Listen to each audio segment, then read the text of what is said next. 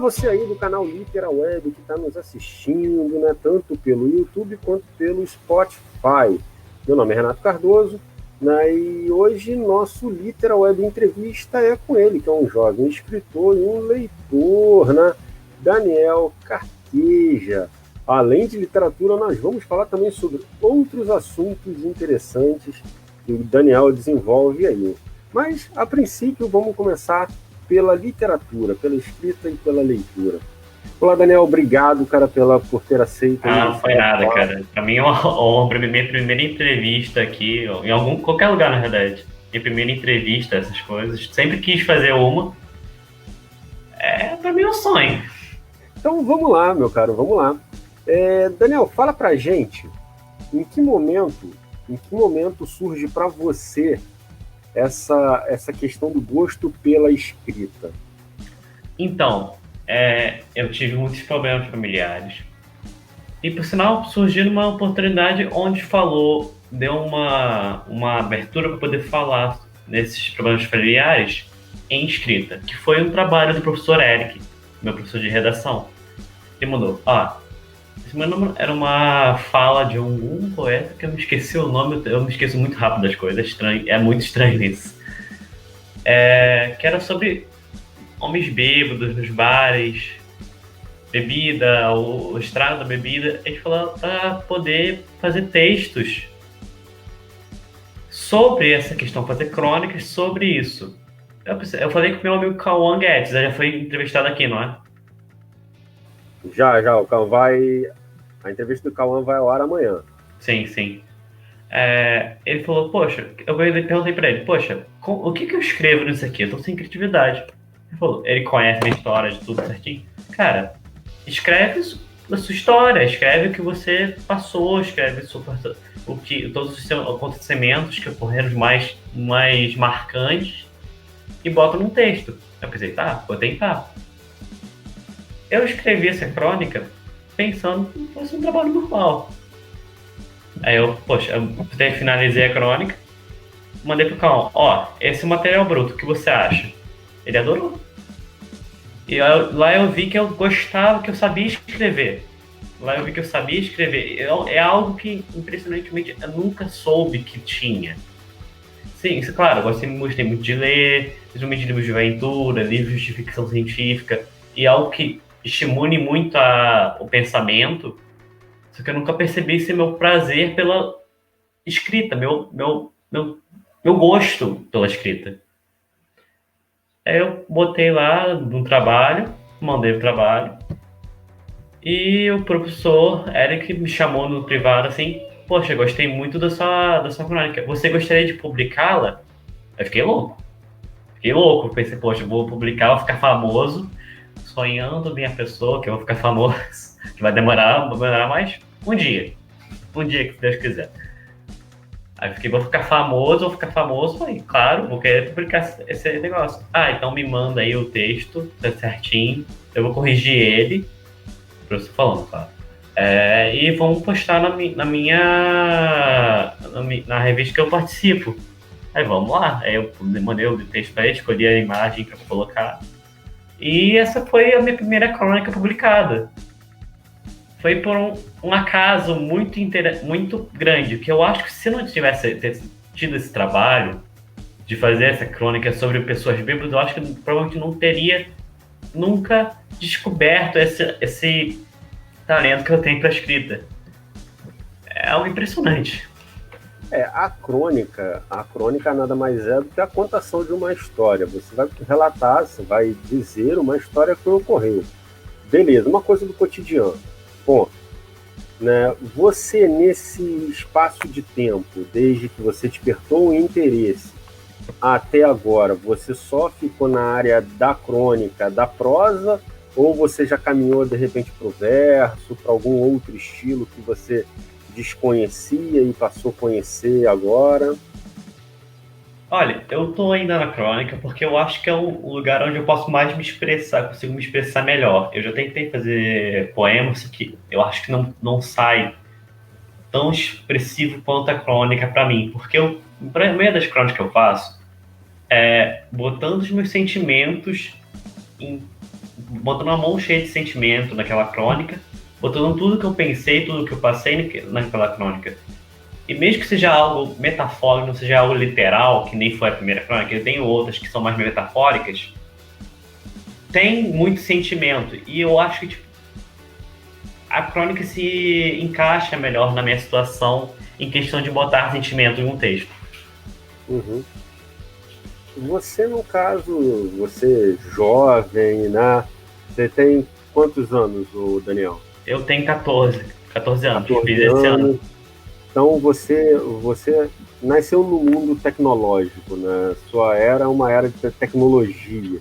Você acha que você nem lembra? Se lembra, você era muito pequenininho. A questão do Orkut, início das redes sociais. Você já chegou no mundo de uma tecnologia Eu muito lembro grande. relativamente, eu lembro que tinha ainda Orkut, eu lembro. Então, você era muito pequeno nesse período. As coisas, com o passar do tempo, elas ficaram muito democráticas, né? Os espaços se democratizaram muito, né? Coisas que na minha época, na época do seu professor, né? Na época do Eric, né? Uma geração anterior de vocês, não se tinha, né? Era muito complicado. Como que você vê hoje, por exemplo, as redes sociais que propiciam isso, o próprio YouTube que propicia isso, os blogs, os sites, esse espaço aberto, né, não só para os adultos, mas também para os adolescentes? Ok. Então, a questão muitas vezes a gente aproveitava mais com o esforço que a gente tinha para poder conseguir uma coisa. Por exemplo, eu peguei a época do DVD ainda, que eu ia pra locadora pegar DVD, e era algo muito interessante, porque poxa, você tinha o esforço de ir lá, tinha que devolver logo, e você aproveitava muito mais, porque, poxa, tá gastando tempo, gastando dinheiro nisso. Então tem uma experiência maior com isso, que nem filme, porque recentemente tá acabando muito a questão de cinema, devido ao streaming, tá acabando essa cultura de sair de casa, pegar uma pipoca, pegar o ingresso, sentar na cadeira lá do cinema e assistir um filme. E eu acho que eu gostaria muito de ter participado dessa época, porque eu aproveitaria muito mais o que eu tenho com facilidade, mesmo que seja uma coisa mais fácil, é algo que você não aproveita tanto quanto se você tivesse se esforçado mais para poder conseguir. É que nem você ganhar o seu próprio dinheiro ou receber uma herança. Uma herança não vai ser um dinheiro que você suou, lutou para conseguir. Vai ser um dinheiro que você conseguiu de bandeja. Então você não vai ter o mesmo valor que o dinheiro que você lutou para conseguir, entende? No caso, meu caro, uma outra questão também da atualidade, né? Eu lembro, na minha época de escola, que assim, a gente não tinha muita proximidade com os professores. Só que não tem tanto tempo assim, né? A gente falar em saída da escola, eu saí da escola no ano 2000, né? Então, no início do ano 2000. Então, não tem tanto tempo assim no período histórico, né? 20 anos não é tanta coisa assim. Hoje em dia, o aluno ele acaba tendo uma proximidade maior com os professores. E nesse caso, no teu caso, você já citou um professor, né? E que esse professor no qual você citou, que é meu amigo, né, o Eric Bernardes, ele também é escritor, além de ser profissional da educação. Isso influencia, meu caro, não só esse. Você, no caso, eu não sei se te dão aula também, mas tem outros profissionais que trabalham no mesmo lugar que você estuda, que também são escritores, né? Você está aí o caso do Oswaldo, da Lorenza, né? Além do Eric. Essa questão, né, de você ter acesso a esses profissionais hoje, que além de darem aula, também produzem, isso influencia, isso estimula, isso gera aquela vontade de querer mais? Olha, eu acho que sim, porque você pensa, poxa, tem um profissional da área em que eu posso dar minhas ideias e ele pode botar lá pra frente. Porque eu não sou adulto. Sim, eu não sou adulto, eu tenho só 14 anos. E eu não posso fazer tudo sozinho. E muitas vezes eu preciso de um cara que saiba das coisas, que uma pessoa que saiba das coisas, uma pessoa que seja parte daquela área para poder impulsionar às vezes, como o professor Eric, que com a An também fez isso, com o professor Eric. E você pensa, e tem um profissional na área que você pode confiar, que você pode, poxa, vai te influenciar, vai te botar para frente, vai te apresentar para outras pessoas que possam te ajudar, é algo muito importante para isso, porque você ganha um up no seu ânimo e, poxa, eu não estou fazendo isso à toa. Eu sei quem pode me ajudar. E eu não preciso perder minhas esperanças de que ninguém vai me notar. Tem um profissional na área, eu posso falar com ele. Eu acho que sim, isso ajuda muito em questões de talentos que somente a pessoa que tem o talento sabe, quase ninguém mais sabe. Ela vê uma oportunidade de falar uma coisa para uma pessoa, esse talento para uma pessoa grande que entenda sobre, e fala, e acaba crescendo nesse mundo desse talento que ela tem. Uma outra coisa, meu caro, me tira aí, como que foi, né, você observar quando o Eric te pediu o texto para publicação, e aí quando chega o link e você abre o link e vê ali seu texto publicado, qual foi a sensação? Olha, primeira coisa, vou ficar famoso. Vou ganhar reconhecimento, vou ficar famoso, vou ser blogueirinho, acabou. Não, eu também, também. Mas, principalmente, poxa, tô sendo reconhecido, tô ganhando reconhecimento de uma pessoa, um profissional, tô ganhando reconhecimento de outras pessoas. Eu já fui elogiado pelo professor Osvaldo, já me deu um belo de elogio no texto. Assim, poxa, olha que legal, eu tô demonstrando meu talento e as pessoas estão gostando e dá uma sensação de, poxa, eu tenho jeito para isso, eu consigo fazer isso. É muito interessante essa sensação de você estar sendo reconhecido, sabe? Caso, meu caro, no caso, você já tem outros textos, outras histórias e tudo mais. Você já pensou isso no futuro? Se tornar um compilado e chegar à sua primeira publicação solo, seu primeiro livro solo? Ou você ainda não chegou a pensar nessa possibilidade? Eu já estou planejando isso já penso, poxa, eu faço textos, geralmente quando eu tô com sentimentos ruins.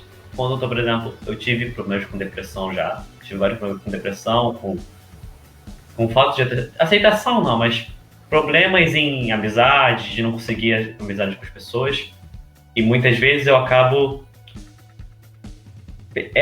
querendo descontar todos os sentimentos ruins num texto que eu possa descrever tudo que eu estou sentindo e as pessoas possam ver o que eu estou sentindo. Por exemplo, meu pai já me descobriu que eu tenho depressão por causa de um texto meu. Por conta de algo que eu escrevi. Eu sou difícil de contar para as pessoas o que eu estou sentindo. Porém, eu dou pista. Involuntariamente eu acabo dando pistas do que eu estou passando para as pessoas. É como se fosse algo dentro de mim gritando, tipo, pô, estou aqui, estou passando, estou mal, preciso de ajuda. Mas é involuntário, praticamente. Então, assim, seus textos, eles acabam tendo um tom confessional, né? Ou seja, acaba tendo um tom daquilo que você sente, daquilo que você está passando no momento e que você quer expressar aos outros, né? Mostrar Sim. aos outros. Antes desse, como que foi esse processo, né? Como que está sendo esse processo de eu tô numa situação de repente que eu não tô gostando e eu vou colocar no lápis, na ponta do lápis, vou botar no papel, vou escrever no computador algo para extravasar, para aliviar esse sentimento. É mais ou menos dentro desse mecanismo mesmo, como se fosse um extravasar as emoções? Sim, seria um extravasar as emoções do meu jeito. Tem gente que extravasa emoções com comida, tem gente que extravasa no esporte ou em um jogo, mas eu extravaso mais pelos textos. Que, como eu disse, eu consigo descrever o que eu sinto e acabo extravasando mais do que fazendo outras coisas, porque é algo que pesa. Enquanto eu tô lendo, eu sinto eu penso naquilo, me sinto mal.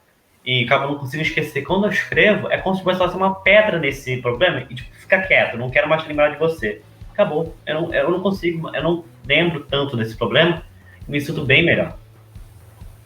Então funciona como se fosse quase uma terapia, né, meu cara? Sim.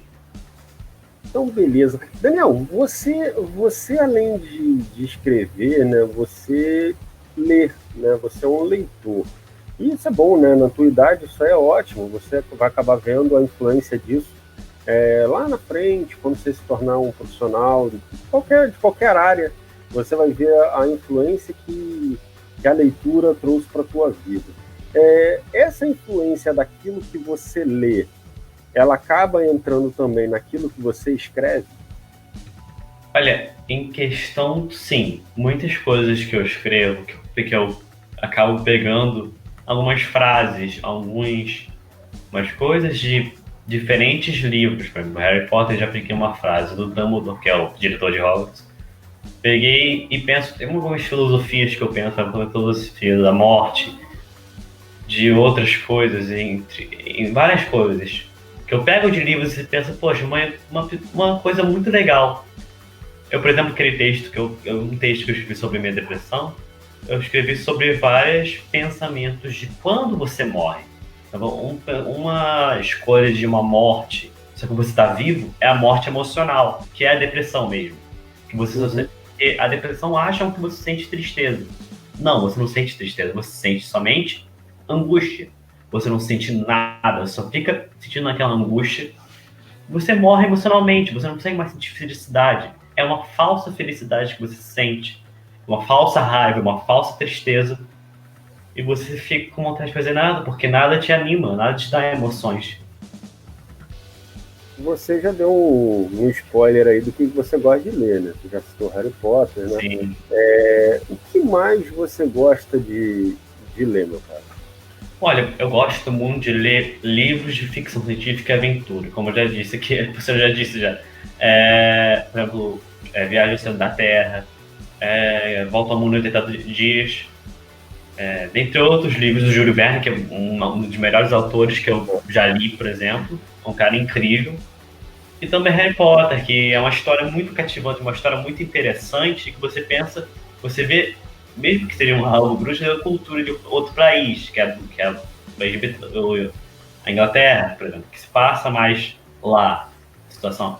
E você vê a cultura de outro país, eu gosto de ver isso, e ver outras coisas, faunas diferentes, você vê coisas que você nunca veria no mundo real e você fica fascinado, que nem Guia dos Mochileiros da Galáxia também, que eu tô lendo recentemente, tô lendo o segundo livro deles. É algo tão aleatório que surge, são coisas tão incríveis e tão bizarras, mas tudo faz sentido. São coisas que sozinhas não fazem, mas em conjunto fazem. É algo que eu fico maravilhado com isso, que eu penso, poxa, que genial, que coisa incrível, que coisa muito interessante, me dá vontade de ver, vontade de ler, por isso que eu tenho muito curiosidade sobre as plantas. Porque as plantas você pensa, poxa, é só uma planta, algumas pessoas pensam que planta como se fosse um objeto, mas não. Planta é algo muito complexo, é um ser vivo como todos os outros.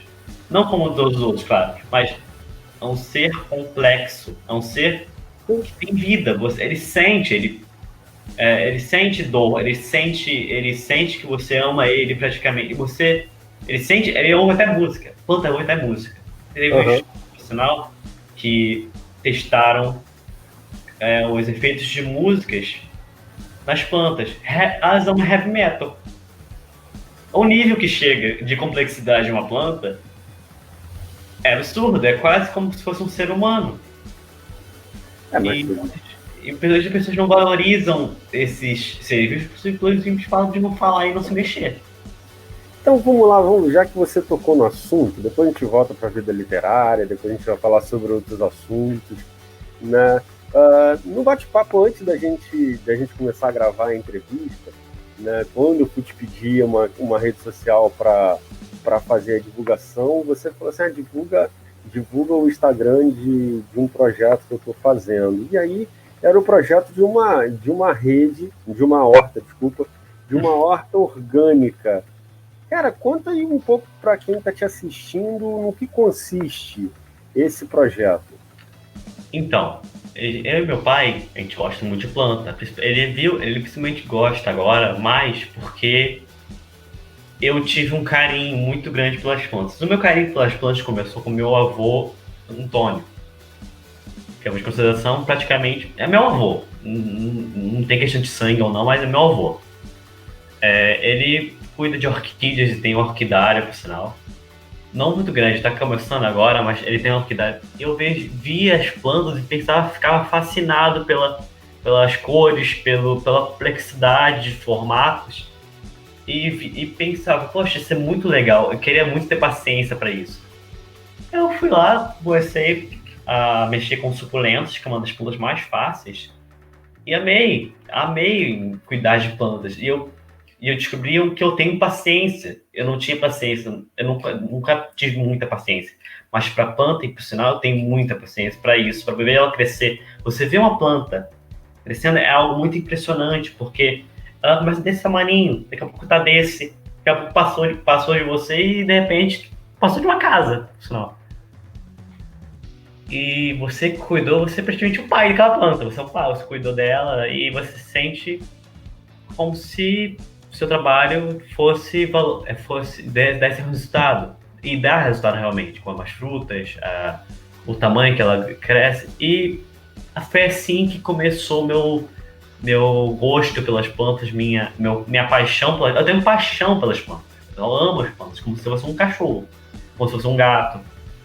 Aí, meu pai vendo isso, pensou, poxa, filho, a gente tava na quarentena, eu fui lá durante a quarentena para poder estudar. Ele falou, poxa, filho, por que a gente não faz uma horta?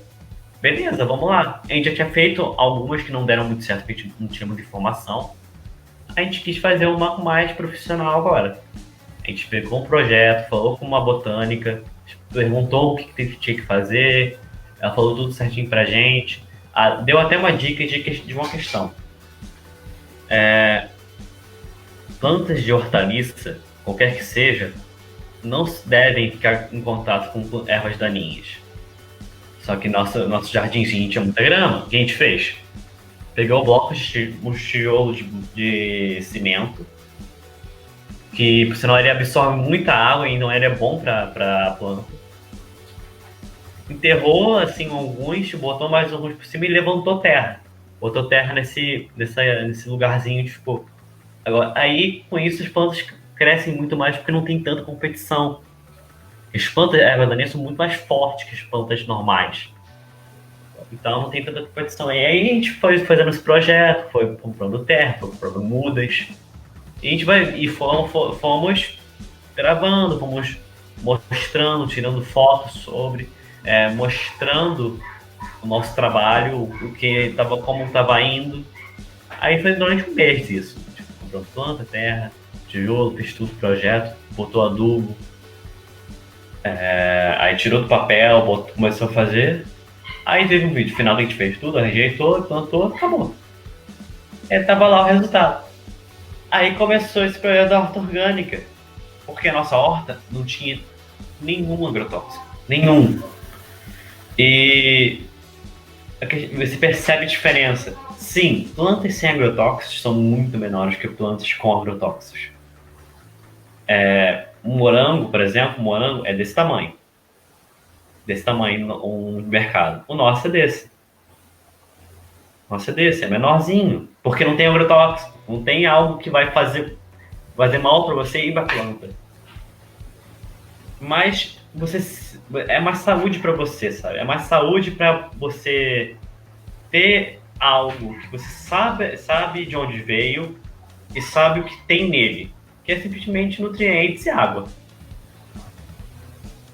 E aí a gente começou com todo esse projeto, foi andando, teve dicas de como reaproveitar a água, dicas de como fazer vasos, e tá lá até hoje, estamos crescendo, estamos atualizando sempre a horta, estamos atualizando o que vem nascendo, os morangos, estava na época de morango, deu muito morango agora, e morango bonitinho, vermelhinho, e dá uma aquela sensação de dever cumprido que nem eu falei da questão dos textos, que você vê o que você fez te dando frutos, dando resultado. É algo incrível. Eu acho que se alguém pudesse ter um tempinho, separe esse tempinho para poder plantar, mesmo que seja suculenta. Você vai ver o quanto que essa concentração e calma vai melhorar de uma forma absurda. Daniel, no caso, essa paixão sua pelas plantas, isso aí você já está pensando, isso aí já está determinando a profissão que você quer seguir ou não? Isso aí é uma paixão, mas é um hobby? Olha, eu tô querendo muito seguir engenharia agrônoma ou realmente a literatura e a escrita. As duas são coisas que eu amo muito, que eu gosto muito. Eu vou escolher qual que eu vou seguir nesse tempo, mas são essas duas opções. Eu também gosto muito de culinária, só que a questão da culinária é que se eu fosse fazer, eu preferia ter algo pela de agronomia primeiro, porque eu tenho um projeto de fazer um restaurante 100% orgânico, um restaurante que eu possa pegar da minha colheita e botar lá. Para isso eu vou ter que ter pelo menos contratar alguém, para não ter que contratar, eu vou ser o engenheiro daquele negócio. E assim, você pode unir os três em um, né? Você pode unir Sim, os três sim. projetos, as três habilidades em uma só. Fazer um livro sobre. Em algum momento já passou pela tua cabeça que essa questão que você tem do projeto da horta orgânica, isso aí transformado de repente em texto, você pode influenciar outras pessoas? Você já chegou a pensar num projeto em que você pudesse levar esse teu amor pelas plantas via texto para outras pessoas, no caso? Olha, eu nunca pensei exatamente nisso. Eu influencio mais as pessoas pelos vídeos, porque tem muita gente que começou a plantar, manda foto pra gente, olha como tá legal na minha horta, olha que obrigado pelas dicas, agradecendo e mostrando as plantas, mostrando um monte de coisa, dando dica pra gente também. Então já tem uma interação, já tem uma influência, uma certa influência, porque não é tão grande assim, mas já tem uma certa. Em questão de texto, eu acho que eu gostaria sim de poder, de repente, escrever um livro de todos os conhecimentos de planta que eu tenho, pesquisar mais. Eu sou uma pessoa que gosta muito de viajar, gosta muito de conhecer coisas novas, conhecer culturas novas, pessoas novas, opiniões diferentes da minha, para poder eu agregar tudo isso para mim, pegar as coisas boas e agregar. Eu gostaria de viajar ao mundo, principalmente para poder ver a culinária, a flora e a fauna do lugar e também os costumes das pessoas, tudo praticamente. Vou ver tudo. Porque com isso eu posso até fazer um livro, de repente, de plantas exóticas, culinária de outros países, cultura e várias coisas que muita gente não conhece, mas são coisas muito interessantes, coisas muito ricas. Aqui nem a cultura indígena aqui do Brasil. É algo extremamente rico, mas muita gente não conhece direito. O professor Eric, por sinal, já fez texto sobre a cultura indígena aqui no Brasil, falando sobre. Eu também gostaria de escrever sobre essa cultura indígena e mostrar para o mundo: olha, nossa cultura é rica, qual a cultura de vocês também? E trocar essa cultura entre pessoas, porque você se sente mais em um grupo, o ser humano é associado. Então, trocar uma cultura com a outra é algo muito interessante, muito que eu acho muito legal, sabe?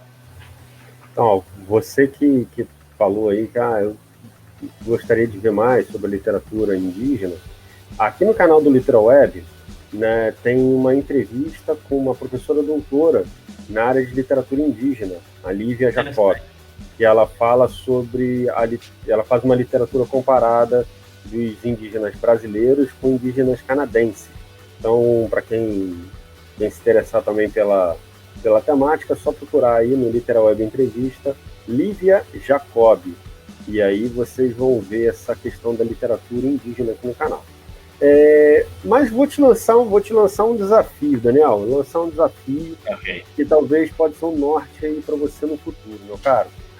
Pensa no seguinte, pensa numa história, né? E você pode ser o personagem principal dessa história, aonde a sua missão é mostrar para as pessoas uma espécie específica de planta. Só que você, já tem até a palavra na cabeça. a tua meta não é mostrar de uma maneira científica, né, aquela planta, e sim de uma maneira literária mais simples, não mais simples possível, mas de uma maneira mais simples que a científica. E aí você tem que, o grande desafio é você escrever uma história, que aí você já pode ser um adulto nessa história, né, um profissional da área, narrando, né, a sua descoberta de uma determinada espécie que você vai falar. E aí você transforma tudo isso aí que você já faz hoje numa crônica, né, num texto que vai ser além de ser um relato de uma coisa que você já faz, mas vai ser também um texto informativo para as outras pessoas. As outras pessoas vão poder ler e falar assim, pô, cara, que legal, não conhecia isso, passei a conhecer. Só que você também falou a questão de vídeos, né, que você faz. Esses vídeos, eles ficam no Instagram, nesse Instagram que você me passou, que no final a gente vai colocar aqui na tela, ou você também parte para outras redes sociais, tipo YouTube, Facebook? Olha, outras redes sociais eu não tenho muita costume de mexer com essas redes. Eu sou mais do Instagram mesmo, que é algo mais das pessoas e então, muita gente gosta do Instagram, é fácil de mexer, sabe? O YouTube é um pouco mais difícil com a questão da censura. Muitas vezes tem censura, por coisas bobas, acontece muito. E o reconhecimento é pouco no YouTube, é difícil de você crescer no YouTube. O Facebook, ele é mais para pessoas mais de idade. Eu também gostaria de entrar no YouTube, Facebook é fácil de mexer e que pessoas gostariam de ver meu conteúdo no YouTube, então eu vou pensar em fazer no Facebook. Facebook é para velho. Facebook é para velho, Instagram é para novinho, tá certo. Na verdade, você não está errado.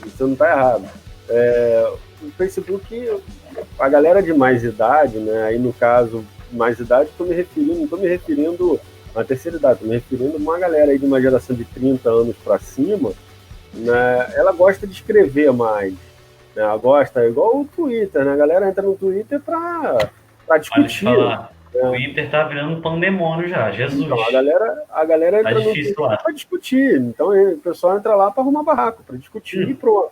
Cancelamento para todo quanto é lado. Já o Instagram é mais tranquilo, mais a característica do jovem, né? Que é a foto, que é a imagem, que é o vídeo. Né? Que aí o TikTok também veio para revolucionar e trazer a brincadeira que o jovem gosta, né? E ponto. Então, realmente, a sua análise foi perfeita. E a questão do YouTube, realmente, o YouTube é muito difícil engrenar algo no YouTube. Né? É muito complicado, é muito trabalhoso. Né?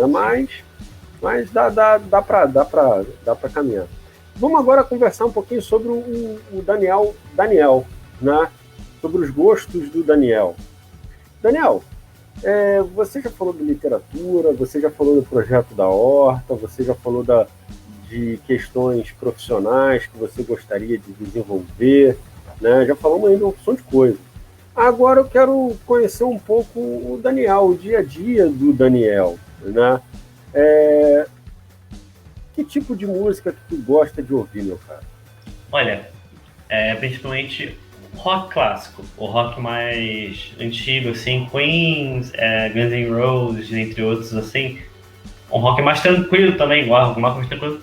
Às vezes dá um rock pauleira bom também, que você tira a raiva do corpo. Você fica ouvindo aquelas vozes do mal lá e tira a raiva do corpo também. E tem gente que não gosta e que acha que é coisa do sete pra lá pra baixo. Mas pior que tem rock que é motivacional. Tem se não me engano, In Your Wake do Atril, que é um rock motivacional. Pô, não pode desistir, vamos lá, se consegue, balança a cabeça. É uma voz totalmente do mal lá, mas é algo motivacional. E pessoas ouvem aquilo aí. ou como se fosse algo normal. É por isso que é bom ter conhecimento assim, em inglês. Eu já fiz curso de inglês já. Eu gosto de ter um conhecimento em inglês, entender mais inglês, porque você consegue entender as coisas sem julgar primeiro, julgar o livro pela capa. Você Sim, entende. perfeito. Aí fica mais fácil. Às vezes, né? Às vezes julga pelo estilo da música, né? Por metais, por um estilo às vezes mais pesado, pela vestimenta do cantor e da banda, né? E não se vê, de repente, por não entendimento da letra, né? Por não entender um outro idioma, às vezes não entende a, a qualidade do conteúdo que está sendo passado, né? Como você falou, é a questão motivacional, e aí, de repente, vê ali o cantor, né, todo bem arrumadinho, sentado, de repente, com um violãozinho, cantando uma coisa que não tem pé nem cabeça, né? Então é justamente essa questão que você falou, né, do julgar pela capa, e que é tão complicado. E o Daniel ele também vereda pelo caminho dos games. Olha, nem tanto. Eu não faço isso. Eu gosto muito de uma coisa que é mais interativa e tem muita criatividade, que é o RPG de mesa. O RPG de mesa que é Dungeons and Dragons. Eu também invento RPGs com meu amigo chamado Ítalo Lulas. E é um cara muito legal, um cara incrível, pra mim, um dos meus melhores amigos que eu tenho. E ele é um cara que faz muito RPG, ele me apresentou esse mundo do RPG. Eu penso, poxa, é algo que estimula demais a criatividade, estimula demais o seu pensamento rápido, porque você tem que pensar rápido quando for fazer isso. Você fala, poxa, quais são as possibilidades de eu usar uma magia de raio na água? Matar todo mundo? Provavelmente. Você tem que pensar em todas as possibilidades e trabalha muito estratégia, muito questão de pensamento lógico. E é como dizem, muita gente fala que jogo não faz bem para as pessoas. Pelo contrário, muitas vezes os jogos estimulam a toma de decisões e pensamento lógico, de rapidez de pensamento. E é algo que você tá lá, você tá viciado, você quer, poxa, eu queria melhorar, dá uma força de vontade. Poxa, eu quero ser que ninguém, aqueles caras que jogam pra caramba, quero ser profissional, quero crescer. E tem gente que realmente cresce. O mercado de jogos está crescendo cada vez mais, e tem gente que está crescendo muito por causa desse interesse absurdo, dessa de fanático pelos jogos. E cresce pra caramba. Eu acho que daqui a alguns anos o esporte eletrônico ele supera o que a gente vê hoje, do esporte prático mesmo, né? Botar o futebol, entre outros. Acho que o esporte eletrônico, daqui a alguns anos, ele toma aí à frente disso tudo. Mas vamos lá, você falou do RPG. Você vai para a questão do eletrônico, do jogo de RPG eletrônico, via computador, ou você já jogou o RPG de tabuleiro, aquele Não, raiz? eu jogo RPG raiz mesmo. Eu jogo RPG raiz. Devido à quarentena não tem como jogar o raiz de verdade, porque a gente não tá um na frente do outro, mas a gente joga em questão de. A gente joga com WhatsApp mesmo, faz coisas caseiras, o tabuleiro caseiro, inventa sistemas. E é muito legal que tá assistindo, que se estimula muito seu pensamento. Tipo, poxa, se eu fizer isso, vai acontecer tal coisa. Se eu fizer aquilo, vai acontecer outra coisa. O que é mais simples? Você vai pensando o sistema mais simples para poder fazer aquela coisa de uma forma melhor. E cria várias coisas, cria sistemas para RPG de anime, de jogos, de filmes até, de outras culturas. Você pode criar RPG de qualquer coisa que tenha material suficiente para poder fazer um RPG, sabe? Eu tenho um amigo, ele é até amigo de Eric também, chamado Mendonça Venâncio. Ele é um escritor, amante de RPG, e assim, ele curte muito jogar o RPG tabuleiro, ele tem a minha faixa etária, né, 30 e poucos anos, e ele pegou esse mundo do RPG, ele transformou em uma história.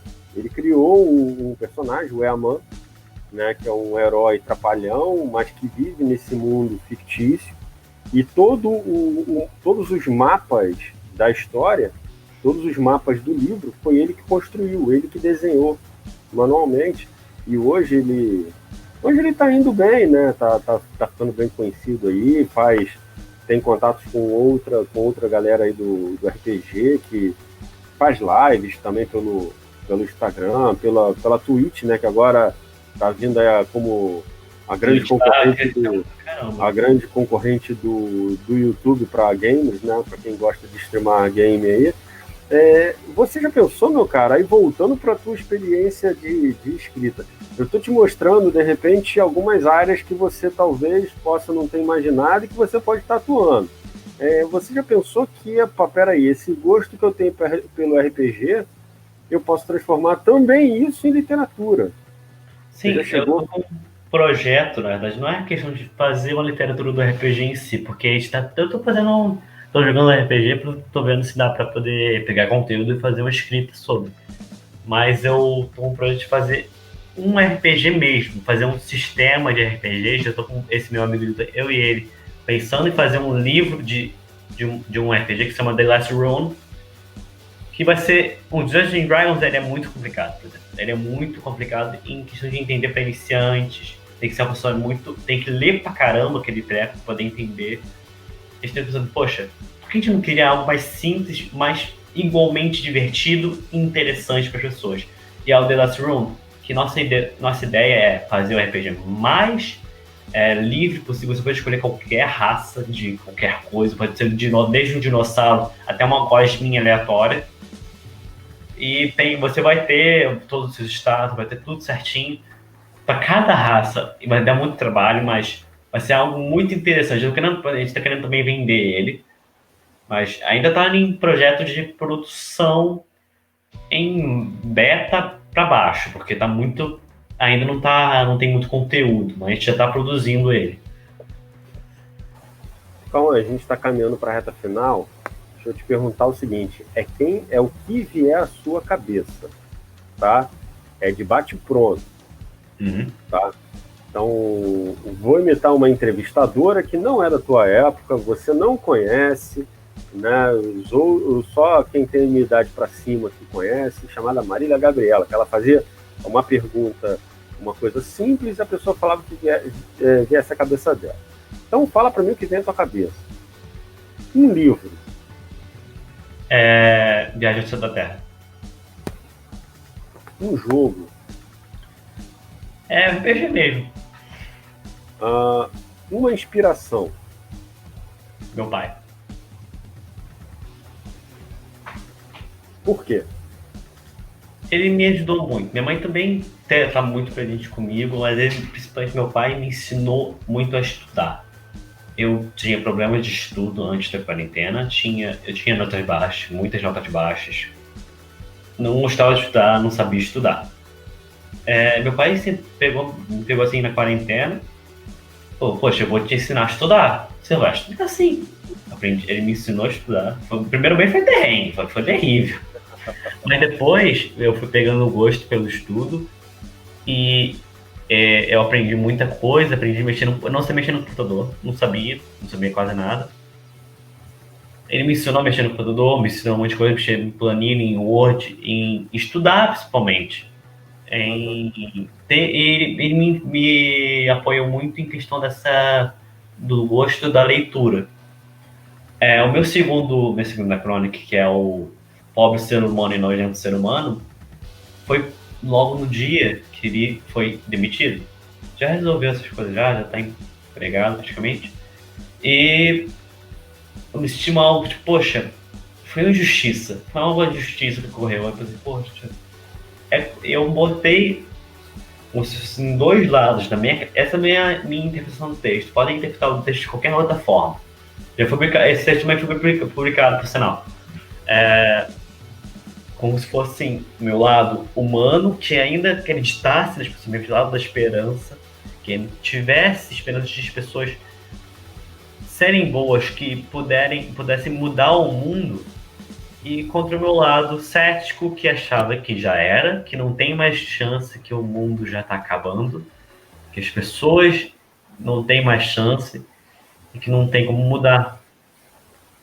E esse texto foi uma conversa entre duas pessoas, que foi um senhor mais velho, que era da esperança, e um senhor mais novo, que era do cético. Eu acho que muito. Eu botei assim, agora que eu pensei pensando bem, eu acho que eu botei o da esperança sendo como uma pessoa mais velha, porque a esperança está comigo desde pequeno. Desde pequeno a gente já nasce com a esperança. E você virar cético, você aprende com o tempo. Depois de um tempo, depois de muito tempo, sinal. No início eu comecei a ser mais cético com essas coisas de não ter esperança humana. Depois que eu saí da infância. Ou entrei na adolescência. Poxa, o ser humano é sujo. Não tem tanta esperança nele. Aí apareceu. E essa diferença entre pessoas mais novas e mais velhas é a questão do... Por isso que os personagens são assim, sabe? A esperança mais velha e o cético mais novo. Que surgiu em épocas diferentes. E é essa questão. Meu pai me ajudou muito. Podia ter falado, não, filho, é uma vergonha, eu não posto esse texto, não, melhor não. Pelo contrário, ele me apoiou, falou, poxa, sim, você escreve bem, vamos lá. Eu agradeço muito meu pai por causa disso. Minha mãe também me ajudou muito, minha mãe me criou desde pequenininho. Minha mãe criou desde pequenininho. Meu pai são separados. Meu pai mora com minha madrasta lá e minha mãe mora aqui em Itaboraí, que foi onde eu cresci praticamente. Minha mãe me cuidou desde pequenininho, eu tenho respeito e amor enorme pela minha mãe. Trabalhadeira, sempre se esforçou muito. Eu também tenho muito respeito pela minha madrasta também. Cara, aquela é brava pra caramba, mas é brava certo. É brava pra caramba. Mas eu gosto muito dela, tenho muito respeito, muito amor por todas as pessoas que me apoiam. Minha avó também me cuidou muito. Minha avó tá aqui por sinal. Eu tenho muito respeito, muito amor pela minha avó, muito carinho por todas as pessoas.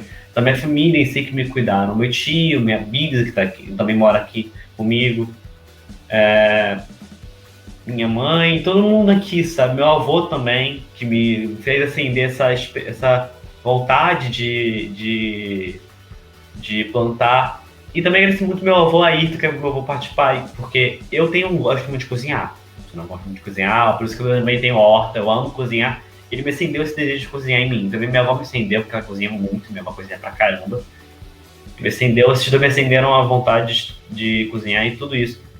Cara, eu tenho um amor por todas as pessoas tão grande, uma admiração tão grande, que eu não consigo nem descrever. Eu consigo descrever sentimentos ruins no texto, não consigo descrever um sentimento desse falando, sabe? Escrevendo de qualquer forma, não consigo descrever o amor que eu tenho por essas pessoas. Que bom ver que você é influenciado, incentivado, né? E isso é legal, isso é bacana. Uma matéria. Olha, caraca. História. Por quê? É algo muito fascinante você ver a mentalidade humana funcionando decorrente da história. As trocas de culturas, os choques, por sinal, de culturas, as ideologias, tudo, o pensamento, você consegue descrever o ser humano só pela história dele. Você consegue descrever como o ser humano pensa, como ser uma pessoa do futuro pensa pela história do passado, de acordo com decisões, de coisas que estão influenciando, a história influencia diretamente no nosso mundo de hoje. E você pode presumir que as pessoas daqui a um tempo vão pensar de tal forma, por causa do que está correndo. É que nem a questão dos preconceitos que estão sumindo porque as pessoas estão percebendo que é errado, é algo errado, é algo totalmente errado, está ganhando força, e no futuro pode ser que não exista mais. Porque as pessoas estão percebendo, estão mudando o pensamento e isso vai influenciar completamente no futuro. Isso eu acho muito interessante na história. Daniel, meu caro, muito obrigado pelo bate-papo, que esse seja o primeiro de vários bate-papos que a gente possa ter. Né? Outros projetos estão vindo aí para dar voz aos jovens, né? De repente, uma entrevista coletiva frequente, a pessoa, uma entrevista coletiva com você, com o Cauã, com esse teu amigo aí do RPG, todo mundo junto, falando, conversando, batendo um papo aí sobre diversos assuntos, né? Fala pra gente, fala pra quem tá te assistindo e ouvindo, né? Que tem a galera aí que assiste pelo YouTube e tem a galera que ouve aí pelo Spotify. Fala pra galera aí como que eles fazem para ter contato com o Daniel, meu caro. Divulga aí a tua rede social que tá aparecendo aí na tela. Então, minha gente, se vocês quiserem aí falar comigo exatamente, vou mandar aqui meu Instagram, que é @DanielLimaCarqueja. Se quiser trocar ideia comigo exatamente, vocês podem vir lá falar. Eu gosto muito de conversar com as pessoas, de ouvir pessoas novas, de conhecer pessoas novas. E também podem ir lá a Horta Orgânica, ver o nosso trabalho. Eu não estou lá nesse momento, porque eu tive que vir para Itaboraí, que é a minha cidade natal. Mas enquanto eu estava lá, meu pai continuou cuidando, minha madrasta continuou cuidando lá, tudo certinho lá. E todo mundo tá crescendo, as plantas estão enormes, estão lindas, maravilhosas. Vocês podem ver o crescimento de todas lá. E obrigado por poder me ouvir um pouco ou me ver também. Ou os dois. E que essa é a minha primeira entrevista. Fico muito feliz de poder ter uma um dia. Poder ter uma, assim. Não, com certeza é a primeira de muitas. Sim, a primeira de muitas, meu caro. Então, quem quiser ter acesso ao Daniel, pelo Instagram, né, Horta Orgânica, ou também pelo Instagram, Daniel Lima Carqueja. Tá? É só entrar lá, conversar com ele, acessar, bater um papo, falar sobre RPG, sobre escrita, sobre leitura, sobre horta, olha quanta coisa, sobre culinária, né, que também Daniel manja. Então, olha quantas coisas o Daniel, né, pode falar contigo aí que está assistindo aí ele, né, aqui no canal Literal Web. Daniel, mais uma vez, meu caro, muito obrigado mesmo, muito feliz aí com o bate-papo de hoje, de te conhecer. Com certeza vou seguir você aí nas redes sociais, principalmente na tua horta. Eu sou um cara que eu sempre tentei fazer uma horta em casa, mas eu não consegui. Vou ver se eu aprendo contigo, meu cara. Tem que pegar informações para poder fazer um negócio, que é difícil. Mas quando pega o jeito, você consegue facinho. Vou olhar lá no Horta Orgânica e aí vou aprender e vou tirar uma foto para mandar para você, meu cara. Então, você aí que está nos vendo, nos assistindo, nos ouvindo aí, né, pelas plataformas digitais, né, esse aí é o Daniel Lima Carqueja e nós encerramos aqui mais uma edição do Literal Web Entrevista. Toda semana, vários entrevistados passando pelo canal. Assistam aí, tem entrevistas individuais, né, que é pelo Literal Web Entrevista, nesse qual o Daniel está participando, e tem as entrevistas coletivas, que é no JR em Foco, que é um programa que a gente tem, onde a gente aborda diversos assuntos no sábado de manhã, só que esse é ao vivo. A gente faz ao vivo das 10 às 11h30 da manhã, no sábado, aqui pela plataforma do YouTube. Vale a pena dar uma olhada. Outros quadros estão vindo aí em dezembro e janeiro. E em janeiro, o aniversário de 1 ano da revista Entre Poetas e Poesias, que vai ser comemorado aqui no YouTube. Então, a vocês que estão nos vendo, nos vendo e nos ouvindo, muito obrigado. Até uma próxima, galera. Fui. Valeu.